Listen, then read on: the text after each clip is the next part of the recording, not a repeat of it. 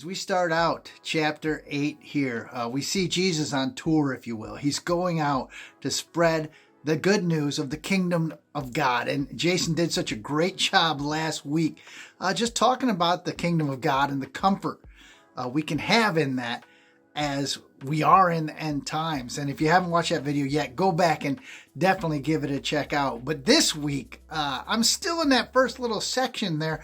I'd love to jump and go to the parable of the sower, but for some reason, the second and third verses there are kind of compelling to me. It's about this fact that Jesus is on the road spreading the news of the kingdom, but it gives us kind of a list of who he takes with him.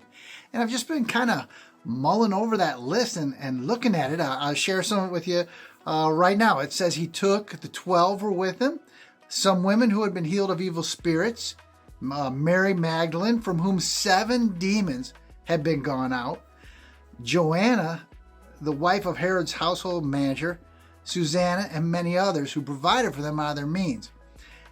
And I'm just thinking, man, this is kind of an interesting mix of people, isn't it?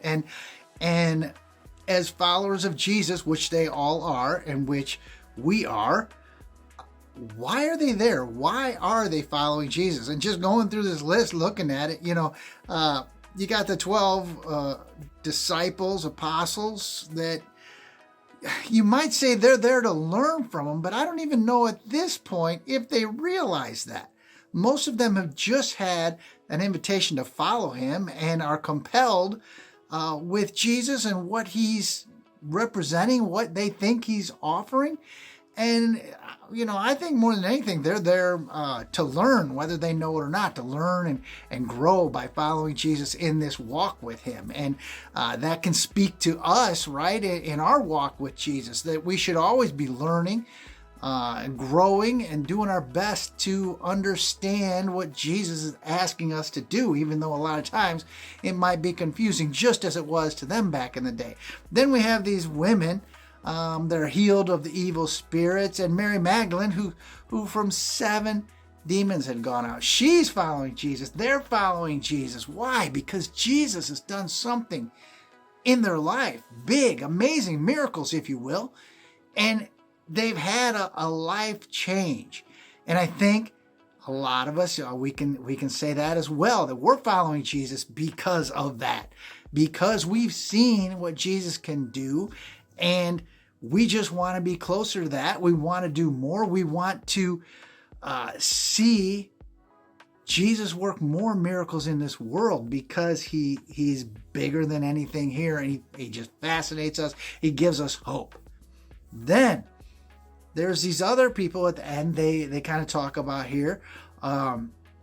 This woman who's the wife of Herod's household manager, Susanna, and many others who provided for them out of their means. That's something too, as we're following Jesus, that we're called to do, right? Is provide for people who do missionary work, people who teach us at church, our pastors, that kind of stuff, just to support those people, because they're dedicating a big part, if not all of their life, to not only growing themselves and following Jesus, but helping us grow.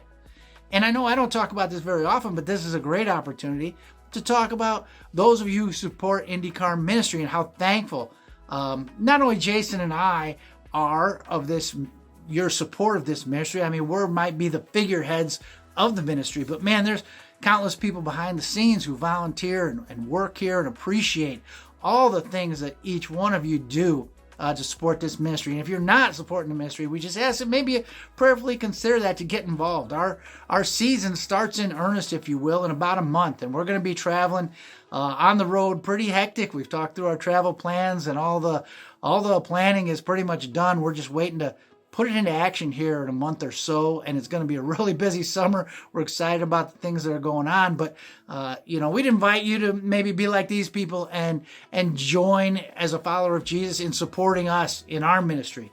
But getting back to what I was talking about here, it's just such a mix of people that follow Jesus for so many different reasons, and we can look at these people and relate to ourselves and see how we might grow in our walk with Jesus. So that's what I would say I want to focus on this week. And maybe the question I'm going to leave us all with is, why Why are you following Jesus? And that might be a more complex answer than you think.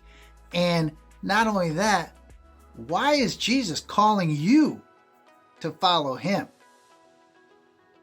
Think about that for a bit, and we will catch you next time here on Wednesday Wisdom.